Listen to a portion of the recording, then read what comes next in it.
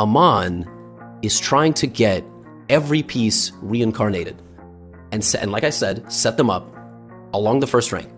That's hilarious. That's not something that you see very often. If somebody did this over the board at a tournament in a chess club, they might get punched in the face. Or Black would get punched in the face for not resigning. G7, there are the bishops. They are the trickiest to promote. AMAN Hambleton now has 9.6 seconds to win this game. It's not possible. So what does he do? Brings the bishop back to F1. Now, I think he missed the pre-move. I think he was trying to go to D3. Now the bishop has returned to the home square.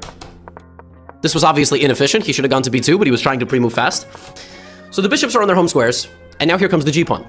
He makes a queen, and promptly puts the queen back on the home square. He now has 8 seconds. How's he gonna do that? How's he not gonna stalemate? Now he plays... he plays knight D4, okay. Knight E2, okay. Okay, 4 of the pieces are on the home rank. Now look at his time. Every move, 0.1. King goes to C4, so the queen cuts this off. It would have been actually more resilient for Black to stick around here, but Black gets cut off. Now AMAN pushes every pawn. He's losing 0.1 on every single one of those moves. I don't know why he went king b5. I don't know why he did that. I guess he's just burning more time. I don't know. I don't know what's happening here. Maybe he didn't want to stalemate. I have no idea. He obviously could have just made the promotions, but he chooses not to. He goes to b8. I think part of it was like he wanted to make sure there was no stalemate trick. Now the rook was... now the king goes to c7. He makes another rook. The rook goes back to the corner. And then the final piece of the puzzle is the knight. You do your job. Knight b6, knight a4, knight c3, knight... All right. Yeah, but the king's over. So what's... I mean, he's not, obviously not going to run... He's not going to run the... Okay. AMAN goes queen e2. He pre-moves the rest of the game. He goes queen g2 check. Is that he glides up the board like this, right? Beautiful technique. Beautiful. It's main 2. Rook f7, and here he wants something. What is he trying to do?